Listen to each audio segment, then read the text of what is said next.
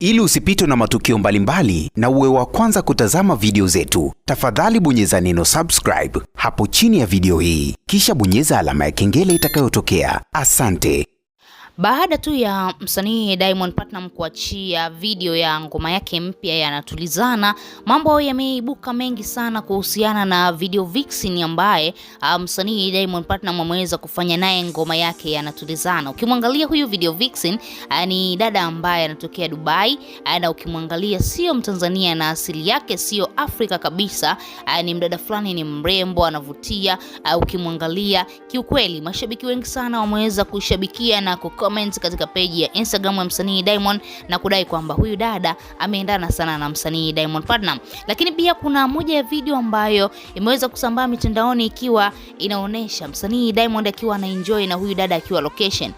Haijalishi kamera zimewaangalia au hazijawaangalia, wao walikuwa wanaenjoy kwa pamoja, walikuwa wanafurahia kwa pamoja. Ikatupelekea tujiulize maswali, kuna kitu gani ambacho kinaendelea kati ya huyu dada pamoja na msanii Diamond Platnumz. Na ukimwangalia Diamond sio mwanaume ambaye anapenda sana kuwachekea wadada. Yani Diamond akikuchekea kama we ni mtoto wa kike, ni lazima tu atakuhitaji, ni lazima tu atatamani kuwa na wewe, jambo ambalo limeendelea kuwa la kawaida kwa wanaume wetu, kwa sababu wanaume inavyosemekana umeumbiwa tamaa, na kama mwanaume ameumbiwa tamaa, akimwangalia mwanamke akimtamani, anaweza akaamua kumpotezea au akaamua kumzingatia. Kuna mambo mawili tu hapo. Sasa tujajua Diamond Platnumz kwa huyu dada ameona kitu gani hasa. Ukimwangalia huyu dada ukimlinganisha na Zuchu, unaweza ukaona kuna kitu cha tofauti sana. Huyu dada ni mweupe, huyu dada ana kashepu fulani, huyu dada anajua kunyumbulika, mambo kama hayo. Sio kwamba Zuchu hajui kunyumbulika, jamani mashabiki wa Zuchu msije mkanishambulia huko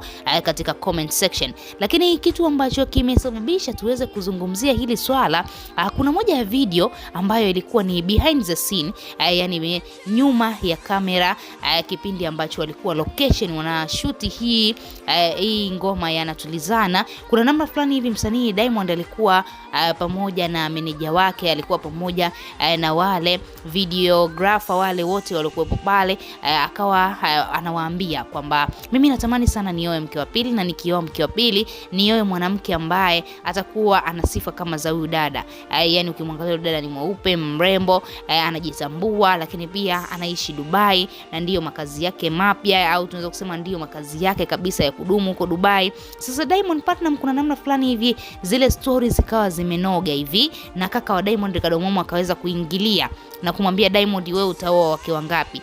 Tayari umeshamuoa Zuchu, basi tulia. Lakini Diamond akawa analeta utani pale na kumwambia, bwana kaka, mimi naruhusiwa wake wanne, nina mke mmoja, naweza nikaongeza mpaka wafike wake wanne, bado nina wake watatu, nafasi 3 bado ziko wazi, naweza nikafanya jambo lolote kwa huyu mrembo na mrembo akanielewa, alafu baadaye nikamuoa mke wa pili. Baada ya mambo hayo kutokea location, bana mashabiki wa Zuchu wakawa wamemvaa Diamond katika akaunti yake, wengine wakiwa wanamsema vibaya Diamond kwamba wewe sio mume bora, ukiwa location ndo kama hivi unajidai umeleta mambo ya utani kwa mavideo vixen wako, kumbe kweli unawataka. Mambo kama hayo, mambo yakawa ni mengi sana. Msanii Diamond Platnumz akaanza kushambuliwa sana. Ukitembelea katika comment section unaweza ukaona baada ya Diamond kuposti picha akiwa pamoja na huyu dada, au ile video ambayo Diamond alikuwa anazungumza hivyo, utaweza kuona hizo comment namna ambavyo watu wameweza kumshambulia Diamond.